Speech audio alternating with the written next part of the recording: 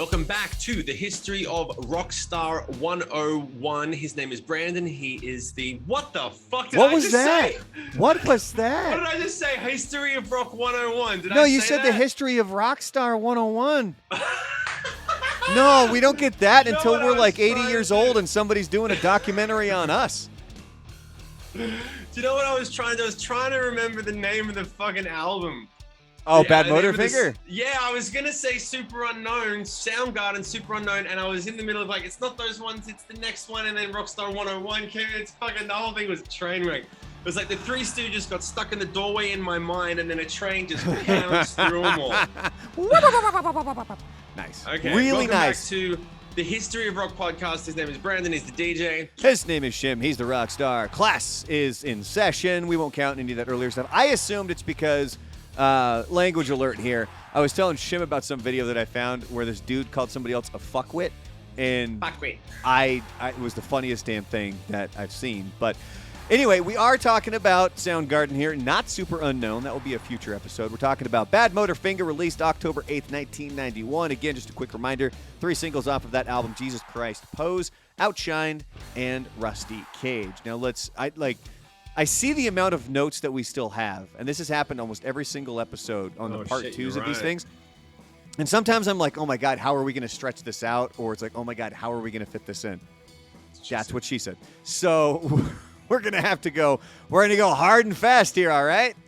All right, here we go. You ready? Let's rock it. Let's do I'm it. leading this off. So anyway, so this is the first album for new bassist Ben Shepard. He replaced Jason Everman, who was with the band very briefly, and coincidentally enough, Jason Everman was also in Nirvana for a very brief time. Wow. Now, he ended up leaving the scene. He joined the U.S. Army. He served for 12 years, and he even reached Sergeant First Class. So if you go to his Wikipedia page, his picture, that's a badass dude. Now, I think he's in a band full of veterans, but we'll do a bigger deep dive on him later. But, so this was really the first... I wonder if if you'd be pissed if Nirvana breaks and you're like, dude, why did I quit the band? That must be hard. I had one drummer who quit the band or was fired from the Puppies. Was this the dehydrated guy? Yeah, this is the dehydrated guy. That's right. And it's got to burn. It's got to fucking hurt. You know what I mean? Yeah, that's like, the one that we're talking about here, it was after the guy had been kicked out of the band. You guys were still living together. And it was like things were super awkward. And you came out of the living room and you were like, hey, how you doing? And he was like, I'm dehydrated. Yeah, he woke up. He was the wrong guy for the job. We found out after we'd already moved to LA and we had to buy him a plane ticket, send him home. We told him, and then he stayed in the apartment for 2 or 3 days waiting for the plane that was going to take him home. And he woke up the next morning and I was like, it was painfully awkward. I was like, hey man, how you doing? And he just was like, I just woke up, so I'm dehydrated currently. And he went and got a glass of water. I'm like, this is gonna be a fucked up weekend. It's gonna be a bad weekend. He was your Pete Best. Yeah, whatever. Anyway, the 25th anniversary reissue of the album was recorded using a backup digital audio safety copy. Normally, the original master is used for reissues, but this was one of the albums that was destroyed in the 2008 Studios fire. Oh my God. Do you remember that? That hurts. No, but I know, but I didn't know that was one of the albums. Yeah, so so it was... I've looked into it, and so if you aren't familiar with this, it was 2008, and it was Universal Studios. There was a huge fire, and it took out, just a massive amount of original recordings. Now, if you go to Wikipedia, there's a part on the bottom that says list of artists affected according to the New York Times, but it doesn't show you the list because it says right underneath it, this list is almost entirely disputed by Universal. Like, they're arguing that this is the amount of people that were affected. So you have to click this little button that says show, and it's just like all of these different artists that were affected. Did anyone? How did the fire start? I don't remember. Maybe we could do a whole episode on that one. We should. Oh, that would be dope. Yeah, but you're talking about Beck. You're talking about Elton John. Like these artists. These were ones that all lost master copies. Oh, here. Actually, you know what? I got it right here. We don't know who started the fire, but we lost 1 million fucking albums when somebody started the fire. And there's a history of rock and roll that burned down, you fucking fuckwit. You fucking fuckwit. So here it is. So it says the fire swept across the backlot of Universal Studios Hollywood on Sunday, June 1st, 2008. It began early that morning. In New England. At 4:43 a.m., a security guard at the movie studio and theme park saw flames rising from a rooftop on the set known as New England Street, a stretch of quaint colonial-style buildings where small-town scenes were filmed for motion pictures and television shows. Right. That night, maintenance workers had repaired the roof of a building on the set using blowtorches to heat asphalt shingles. They finished the job around 3 a.m. and, following protocol, kept watch over the site for another hour to ensure that the shingles had cooled. But the roof remained hot, and some 40 minutes after the workers left, one of the hot spots flared up. The fire moved quickly and engulfed the backlot's famous New York City streetscape. It burned 2 sides of Courthouse Square, a set featured in Back to the Future. It spread south to a cavernous shed housing the King Kong encounter, an animatronic attraction for theme park visitors. Hundreds of firefighters responded, including Universal Studios on-site brigade, but the fire crews were hindered by low water pressure, there you go, California, and damaged sprinkler systems, and by intense radiant heat gusting between combustible structures. Eventually, the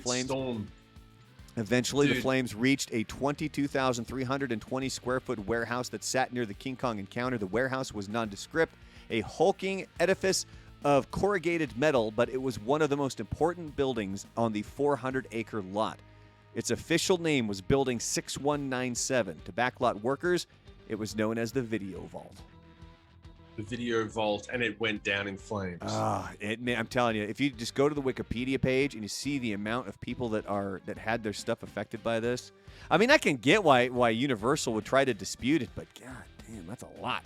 Well, I mean, they don't owe anyone anything. Like, if they own the masters, then they burn down. Fucking, like. I think it's just the perception. I think it's the perception that comes off. Yeah, it's horrible. Yeah. Anyway, we said we were going to keep moving and we're stopped, so let's keep moving. Yeah, I know. So one of the cool things, I've said this before of researching for this show, is that I get to go back, and I make it sound like I wouldn't be doing this stuff anyway, but I like to go back on YouTube, and they have old episodes of Headbangers Ball. There's even that movie that Johnny Knoxville did about that theme park, that crazy theme park up in New Jersey. There's a whole episode of Headbangers Ball with Alice in Chains inside that theme park, and it's all on YouTube. It's great. But anyway, in an interview on Headbangers Ball from 1990, Ricky Rackman, this was still big hair Ricky Rackman, by the way, he asks them where they're from. Chris and Kim, they're the ones that are being interviewed. They pause. They look at each other, and then they say Seattle. Like, it wasn't instantaneous. So remember, this was 1990, so this is even before Badmotorfinger was released. Now, Ricky asks if they consider themselves a Seattle-based band. Kim responded with, "Yeah, we would call ourselves a Seattle-based band." But oddly enough, remember, this is 1990, there's no mention of grunge. Like, that word does not pop up in any way, shape, or form right there. And is that because grunge hadn't been called grunge yet, or they were just purposefully avoiding it? I think it was really when Nirvana came out and when the album started to blow up, they needed to call it something. They needed a label for what was happening. The marketing agencies needed a label. Like, stop and think about the amount of things that kind of control our lives or how we know something because of marketing. Yeah. I mean, that's really what it is. Everything. Yeah. And so in the same interview, it says that Rackman mentions that there was a recent interview with Axl Rose where Axl said Cornell is the best vocalist around. That is pretty dope. That's pretty badass, right? Pretty badass. Like, I don't know how Chris would have taken that, but I can imagine that at that point, but what do you say? Just go like, you just go like, thank you. That's very sweet. I appreciate it's very humbling.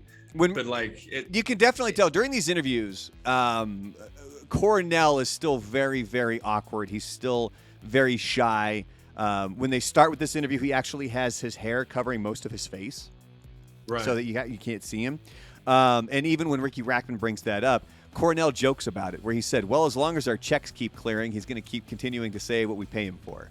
or something similar like that. So that's a typical singer answer. Yeah, so he kind of turned it into a joke, which you kind of expected, which was still kind of good, for Cornell in that aspect. But you could tell it kind of made him a little bit uncomfortable hearing that.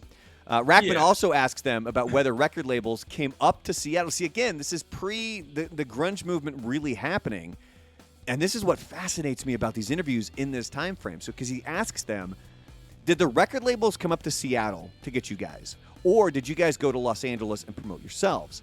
Cornell responded by saying that they didn't make a demo tape and then spread it around everywhere. Like, they weren't one of those bands where they made a demo, they printed out, however many copies, and they just started dishing that thing out.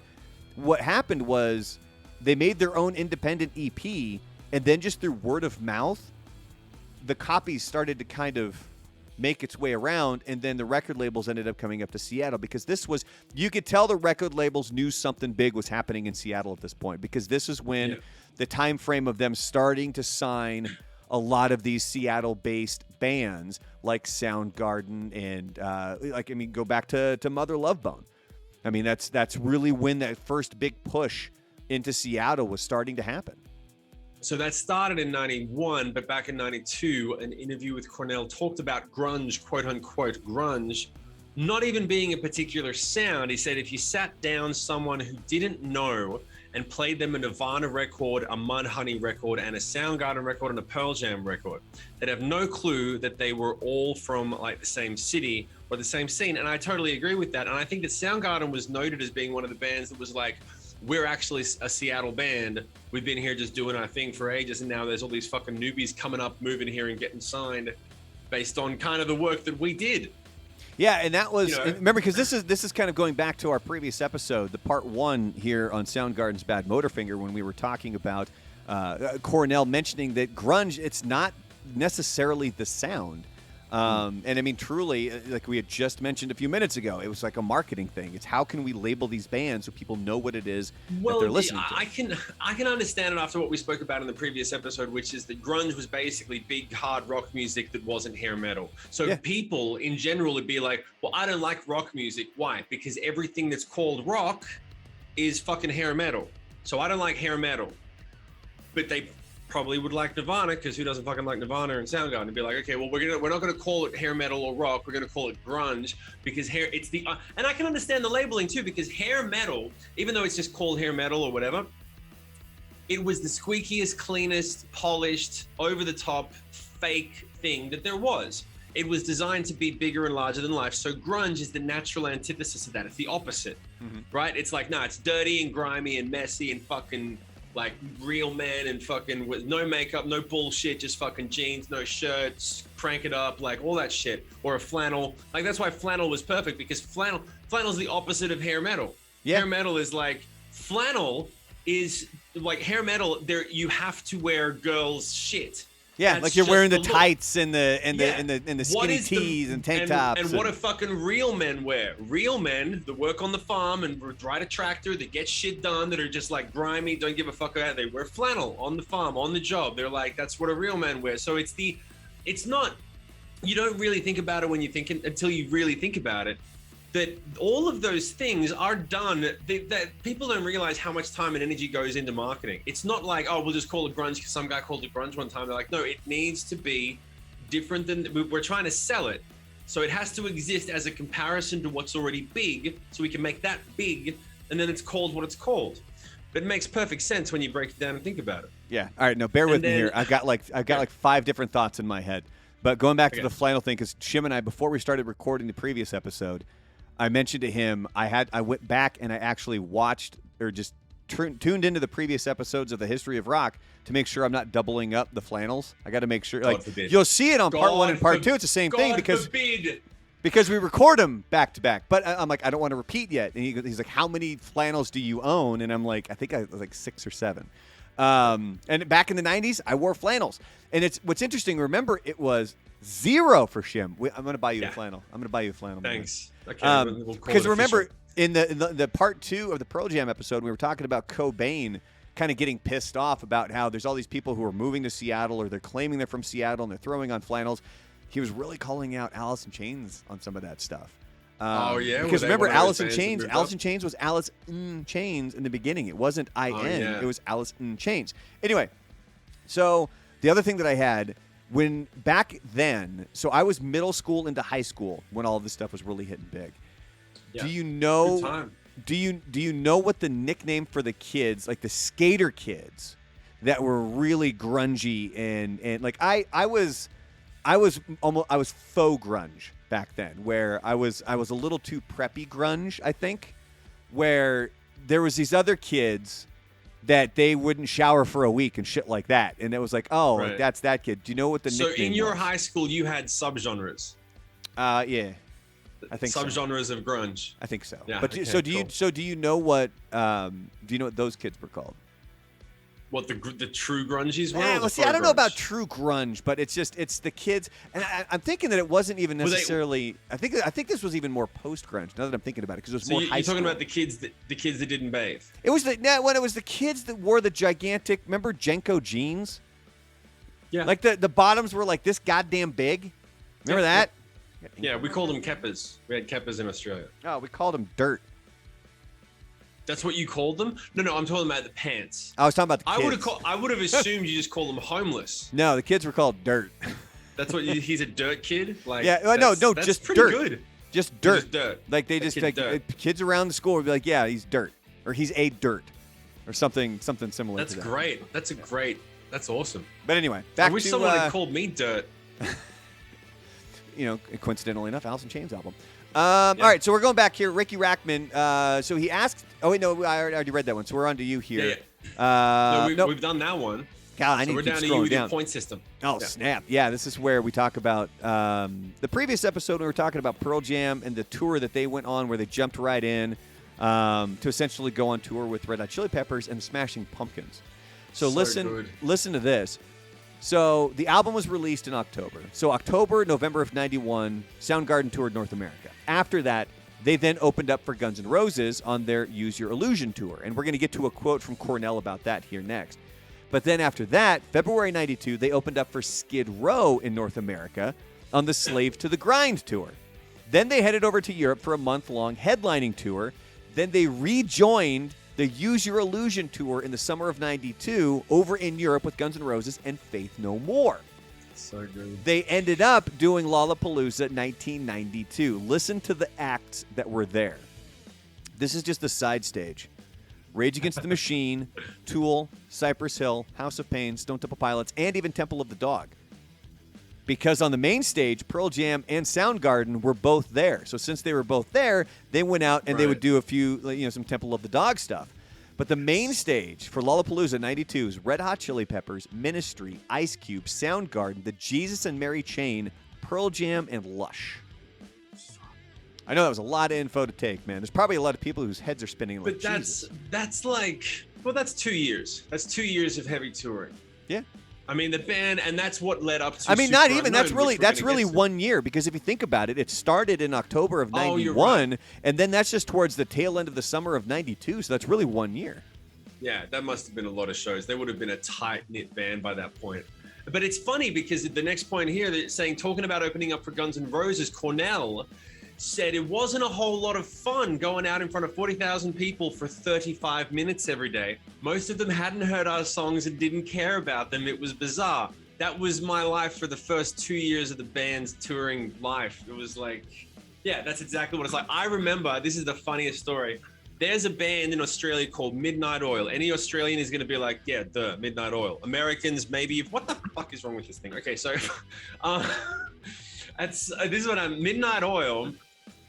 There's no other band like it. There is no other. I can't think of a single band that doesn't have hard or diehard fans, because Midnight Oil fans are basically like, Midnight Oil is the only band that's ever existed. Don't say you make music. Fuck off. It's only Midnight Oil. Like, there's no other music that's ever been created. People Should that are you like, write a song about Midnight Oil right now? fucking. Come on, you can do it, man.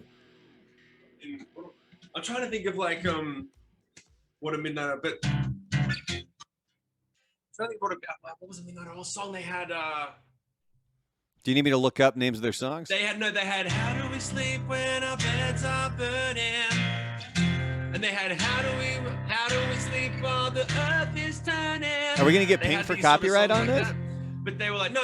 I'm doing the worst fucking version of it. But they. Well, yeah, they I think had that's these why great they would come after us. Nobody cares about your fucking music. And then they sing this. They go, oils, oils, oils. Nobody cares about your fucking music. We want Midnight Oil. Get off the stage, Shimon. You guys aren't reasonably good. I swear, that's fucking Australia. That's Australia. Reasonably good?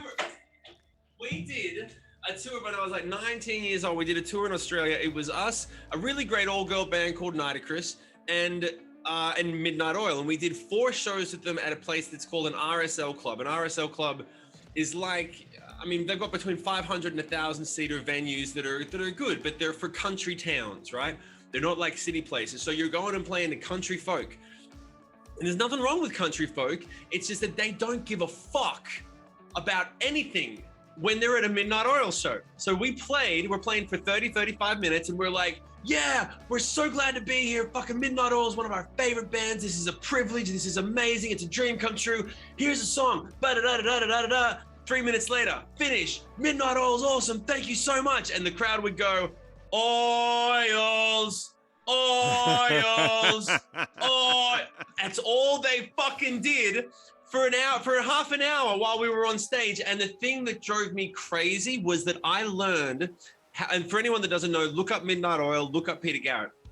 I learned how to be a front man when you're off stage from this man in one series of sentences, because he's taller than me. I'm 6'3". Most people aren't taller than me. He's really tall, and he's really fucking weird, and he does all this weird shit on stage. I stole a lot of concepts from him and like inspiration from him. He's very weird on stage. He's really in the zone. Look it up. He runs around like a rag doll, and he does this weird shit with his arms. He's intimidating.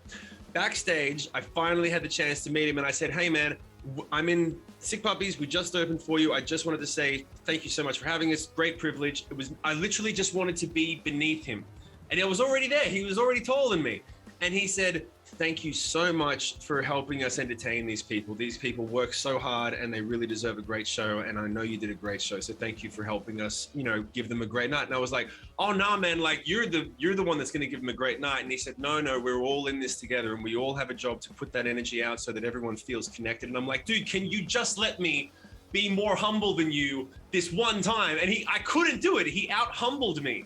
And I remember thinking, I want everyone I ever meet to walk away from me like I felt walking away from him. I'm going to do the same and I did that for my whole career, because I was like, that's how you should be. You should focus 100% on the crowd and the people listening to the music. It's not about you, not about your shit. And I didn't mention, hey man, they really want to see you because they fucking hated us. Oils. Like I didn't say anything about it. I was going to say, he was more humble than the fans. Yeah. And so, but that really taught me straight up, like how you treat people, especially not even like a fan, just anyone in general. And he's a national treasure in Australia, but it's fucking brutal opening for them. I would not do it again. I'd pass. Well, it's like, remember why Metallica went on tour with Jim Brewer, because it didn't matter what bands they were bringing with them. The Metallica fans, they didn't want to hear it. They're there for Metallica. We want a Metallica show. So they knew Jim Brewer, diehard Metallica fan, Jim Brewer, stand-up comedian, Jim Brewer, entertainer. And so, which, by the way, you can go back to Rockstar 101 for the most amazing night I've ever had, because Jim Brewer is an amazing human being. But it was essentially, he kind of goes out there and he entertains the crowd. And he even admitted, too, he's like, I've tried doing some of my stand-up. People don't want to hear it, man. He's like, they would tell me to shut up. So, like, his whole opening act, it's all wrapped around Metallica. It's all wrapped around, and it's all wrapped around the fans of Metallica. And I thought it worked. Beautifully. Smart, So we're moving on here. Go ahead. Yeah, go ahead. No, go.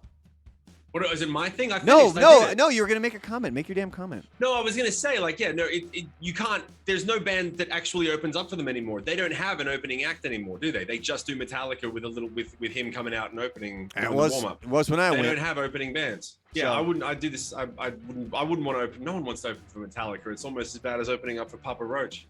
All right, so The way that I wrote this here is I said apparently writing a review for this album meant that you had to write like an asshat. Because the first two reviews that I found, it's like, wow, like, is this what reviews looked like back in 1991? So Lauren Spencer of Spin hailed Badmotorfinger as a garden of sound. Wow. That Give them a fucking medal. God. And then it goes on to say that they drew on older hard rock influences without sounding derivative. That's another word I think that could probably go away is derivative. It's a very derivative word. People lean on that one a little bit too much. Yeah. But then we also have Ann Powers of Blender. She said, quote, Cornell strikes the perfect Jesus Christ pose on this sonic wallop. And I'm like, oh my God. Like, this is terrible. And I was trying to find negative reviews. Again, if you're able to find some legitimate negative reviews of Soundgarden's Badmotorfinger from 1991, send them to us. You can find me. Post them. Yeah, you can find me on social media at @TheRealBrandalorian. You can tag Shim and them as well so that we can find them because I really like going through and finding that stuff because now, obviously, 30 years later, we can look back and be like, like Pearl Jam's 10. This guy didn't like it. What's wrong with that guy? I love reviews. I love people coming in and another guy, like, why can't people? I just say that it sucks. Just say you don't like it. I really wish that someone would just come in and go, like, I get what they were trying to do. I don't like it. If you like things that suck, then you'll like this because it sucks. Well, that's... like, if that's what you think, just say that's what you think and own it instead of it sounds derivative.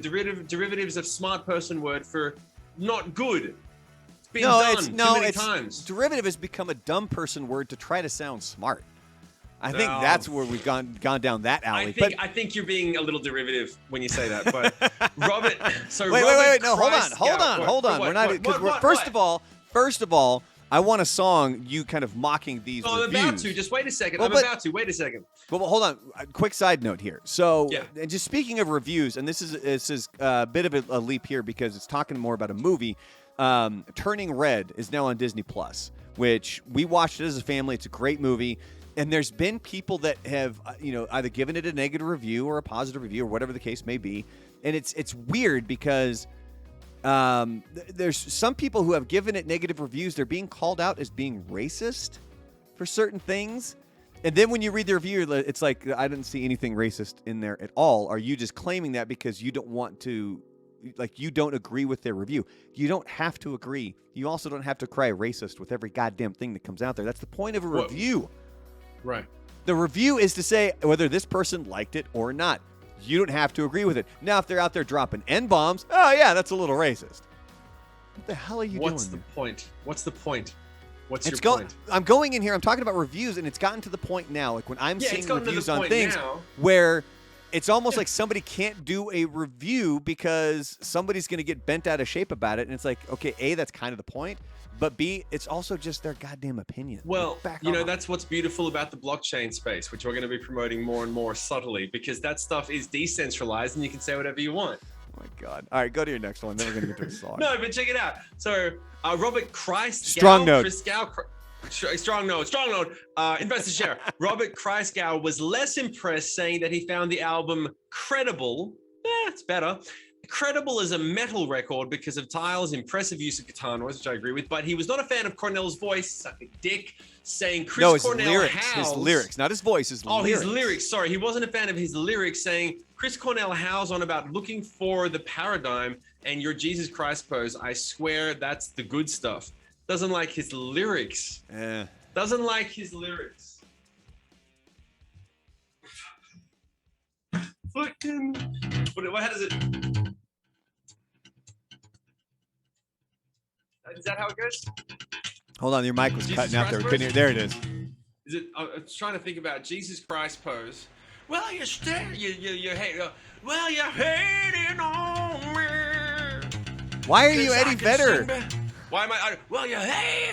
I can't hit the note normally. And because you can't do Chris Cornell. Yeah, hey. I can do it whispery. Well, you're hating on me, 'cause I can sing better than you can. It ain't my fault. Your mama didn't raise a man. There you go. That's what's up. Everything sounds like Eddie Vedder when I'm making it up. Give me a break. I'm doing it on the fly, bitch. Yeah, that's true. All right, so Entertainment Weekly, they gave the album, speaking of Soundgarden's Badmotorfinger, a B+. Saying, quote, a typical melody consists of one long, elegant guitar note that swoops slowly, now follow me here, that swoops slowly up and down the chromatic scale, as fluid as the new model android in Terminator 2. I love that one. I love that. I think that's a beautifully constructed dig. I think it's beautifully constructed to have gone to that level. But at least, you got to pay the person. At least they're trying. At least they're not saying something sounds derivative. They're True. like, well, I like that. I like that one because it takes you back to that time frame. It takes you back to when Terminator 2 was a big thing because it had just come out that summer. Hence the Use Your Illusion tour as well, because Guns N' Roses had a song for Terminator 2. Yeah. No, it was perfect. It was a perfect time to be doing it. But I love reviews. I love bad. Once again, I've said it several times. My favorite review was one sentence. It was fucking founded. It was the perfect. It was for my last album with the Puppies called Connect, which was 50% fucking shit, and like, but the other 50% was fucking beautiful. But it wasn't a well put together record at the time because the band was fucked up. And one cover story said one of the last surviving bands on a major label tries to connect. That's exactly what fucking happened. You put label in the middle of it, band not doing well, management, fucking everything together. Do you remember who wrote that? Like that? Do you remember who wrote that? Nah, it was. I wish I did. I wish I'd kept it. I think I kept it for a little while, and it just got lost on touring stuff. But like, it was just a rag magazine in the middle of nowhere, and it was just so point. It was like, that guy gets it. I didn't get it until I read the fucking cover. I was like, that's what my band is. That's what it is now. I've been trying to. I know it sucks. I know something's going wrong. But it's like, that's what it is. I was trying to see if I could. I was trying to see. 1990, don't look it up, man. At the the whole review will break my heart. I can make fun of the cover. I can't read the review. At the 1992 Grammys, Badmotorfinger was nominated for Best Metal Performance. Best Metal Performance. Would you call it a metal record? I guess you would, because grunge hadn't happened yet. Yeah, I mean, you got to remember that, I think Jethro Tull won the first, metal Grammy. Beating out like Metallica and stuff. So, yeah, I mean, that's right. I question everything that the Grammys does, but that's just, that's neither here nor there. But then in 1992, the album did win a Northwest Area Music Award for Best Metal Album. So I guess everybody was kind of putting them into that, lumping them into there. And it ranked at number 45 in October of 2006. For Guitar World's list of 100 greatest guitar albums of all time, which I would be inclined to agree with, but there are other two albums that have to be in there as well. Like, they have to be. So, yeah. I kind of want to go, hold on. 2006. 2006, that's what you sound like. That's you. That's what you sound like. For anyone who's listening on Spotify podcast without video, take your time. Just you can have the video. But they Apple. can choose to Apple. not have the video. Apple. They can choose Apple. whatever. Google. What They're are the you ones doing? that What are you those looking sons of bitches aren't allowing us any video. Anyway, in April 2019, it actually ranked number 2 on Rolling Stone's 50 Greatest Grunge Albums list. Was the first one Nevermind? I don't know. Right? I was rushing this together. You want to piss some? I'll tell you. This is a total sidebar. It'll take 10 seconds. The best way to really drive someone fucking insane, Brandon. You're so great. You're the second best DJ I've ever worked with, man. What? Oh, I got distracted. That'll drive you nuts. And then when they ask, who's the first? Oh no, it doesn't matter. I'm just saying, man, you're great. Oh yeah, I got their list. You do that to anyone. I got their list here. You're second best. Like, go up to a woman and say, "Man, your hair looks amazing. I don't know what you've done to it, but that's like the second best haircut. The second best haircut I've ever seen on a woman." Or what was the best? Oh no, it doesn't matter. But you look great, and then just fucking walk away. What about? It will drive them insane. What if I were to tell you you're my second favorite lead singer? Yeah. Like that, you would take that though, right? I would be surprised that I was second best. I would assume I'm somewhere down the 30s. Because you're talking about I'd put you higher than every great rock and roll singer. I would put you higher than that. But I would know you're fucking with me, so I just let it go. I'd be like, yeah. I've got the whole list here, by the way, and it's the top 50 grunge albums from Rolling Stone, which of course we know with Rolling Stone, it's, you know, they got to be a little bit pretentious and they got to put in a bunch of crap that nobody's going to agree with. Like, speaking of which, I bought this rock trivia. It was 10. I got this rock trivia like calendar thing here from Rolling Stone. Yep. Awesome. Oh, really? No bueno. No, I haven't enjoyed it. We can put together a better goddamn calendar than this. Anyway, number 50, Mother Love Bones Apple, Shim. Mother Love Bones Apple. That was here we go. 50? That was number 50. I'm jumping to the top 5. We had Mud Honey, Super Fuzz Big Muff, 1990. Number 4. See, now here's where Rolling Stone decides we're just going to put a bunch of hot garbage out there. Hole. Live Through This, 1994. They say that is the number 4 grunge album of all time. I told you they were going to do it, man. I told you they were going to do it. Bullshit. Number 3 was Pearl Jam's 10. Yeah. Number 2, like we've said, Soundgarden's Badmotorfinger. And then number 1, you can probably guess which one it is. Yeah. It's Nevermind from Nirvana. Yeah, but that's just disgusting. That's just disgusting. Super Unknown made it to number 9. In Utero, number 8. Temple of the Dog, number 7. Alice in Chains, Dirt, number 6. So there you go. Maybe we'll spend a show talking about how sucky Rolling Stone is. But anyway, let's move on to continued education here for you guys. As we know, you guys like to come here. Although the people that I talk to about the show, hi Mom, they mention that they do like all the information on the bands and stuff like that. They say the banter between us is really what keeps them here. I don't believe them when they say that. But here you go. So the Grunge Scene, that's a channel over on YouTube. They've got a lot of really good stuff up there, man. So if this stuff interests you and you want more on grunge, go to the Grunge Scene over on YouTube. And they have a whole video. It's called Soundgarden Badmotorfinger, the story behind every song. And I've only had time to kind of flip through it. I haven't been able to watch the whole thing. But it's really just it's interviews from the band clipped out of them talking about the songs and the kind of the process of creating Badmotorfinger. And there's also, if you go on YouTube, there's a lot of old performances.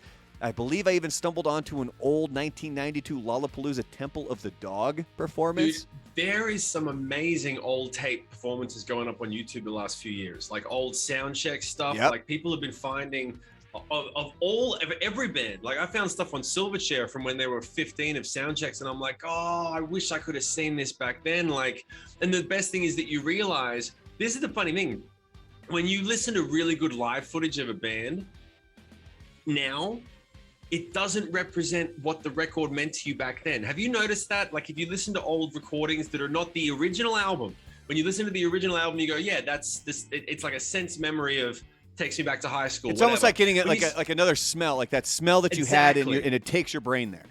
Exactly. But when you just hear them playing it live, and the sound is decent, and the band's decent, and it's good, you just go, oh, they were just a good band. They weren't gods like what we thought they were. I looked at some Silverchair stuff, and I was like, it actually wasn't good. It was one performance. Don't get me wrong. Silverchair's my favorite band in the history of the world. But there was one performance where they were like doing a sound check. I'm like, they don't sound good.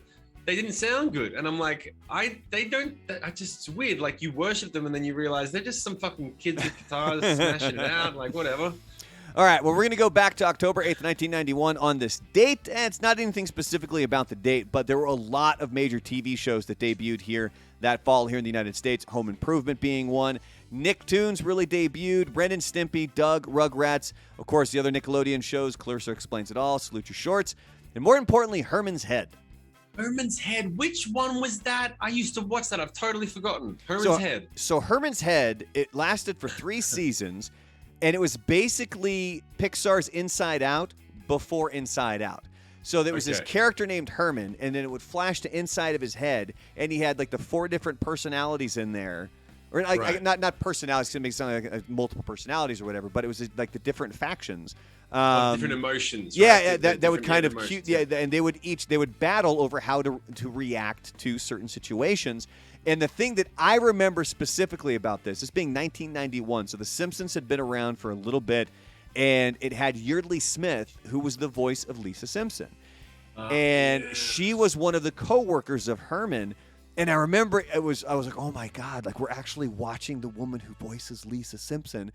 And then come to find out too, Hank Azaria, who was, like a third. All of them. Yeah, like a third of the voices on The Simpsons. He was also in the show as well. He played Herman's best friend, but that was one that, I remember watching that show. Ran for 3 seasons. Yeah, no, I remember all that stuff. I remember vividly.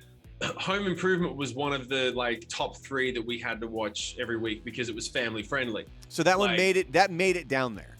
That was big in Australia. Seinfeld obviously was big in Australia, but that was a little bit. Seinfeld was early 90s. It started in 89 or whatever. But yeah, Home Improvement was one. But Home Improvement was better because it was more slapsticky and stupid. Whereas with Seinfeld, there was references to adult stuff and sex that I didn't really get the jokes yet.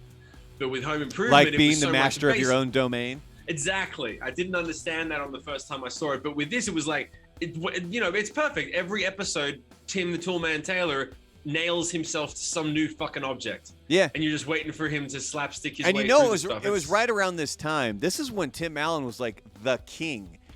He had the #1 TV show. When the Santa Claus came out, he had the #1 movie, and he also had the #1 book. Like, imagine that. That's a good week to be Tim Allen. God, like that's insane. Yeah. But we got to wrap this up. So anyway, I don't even know. I think. I meant to tease it earlier. I think we might go Nirvana's Nevermind on the next episode of the History of Rock. We can't. It's just such a small record. We can't be. I know. Like We need to make albums. sure that we get the big ones, right? Because I know that I talked about possibly doing like a Screaming Trees album. Because we're gonna get to it eventually. Let's just get Nevermind done, so we can say Nevermind, and we're done. Just get Nevermind done. Get Nevermind done. But if anybody, if we're still sticking to the grunge, so we're not, because I remember my mom asked me specifically if we were going to get to like Linkin Park and stuff like that. You gotta. I love your mom and hi and shout outs to your mom, but maybe limit mom references to 1 per episode because you're making it sound like no one else listens to the podcast. Well, okay, no, she's the only one I talk to, so I mean that's really where this is referencing. But she did ask if that we were going to get to Linkin Park. And yeah, we are. I mean, the goal here is to kind of get through the grunge movement, and I want to try to be able to tie most of the episodes together. Like, obviously going from Mother Love Bone into Temple of the Dog into Pearl Jam into Soundgarden. There's a real easy flow there because they were all very linked. And then even going to Nirvana's Nevermind, that's going to be kind of in the same vein as well. It's when we get to the mid-90s when I think that will start to expand a little bit. Yeah, but the best thing's going to be new metal. Once we get into new metal, it's going to be fun times. It's going to be fun times. Like when you were talking about going back and watching one of your favorite bands live, I still remember, I think it was Kazaa. Remember like one of those peer-to-peer file sharing services where you could bootleg shit? I did that, and it was Korn's performance from The Big Day Out. Oh, dude, I was there for that performance. I was in the pit. It was fucking brutal. I got so hurt. I got so hurt. I was so fucking hurt. Look, you might have been physically hurt. I was emotionally hurt because I wasn't there. Yeah, it was brutal. Well, I didn't get to see Rage Against the Machine at the last one, but we're going to make up for that February. Fingers crossed. Fingers crossed. Knock on wood.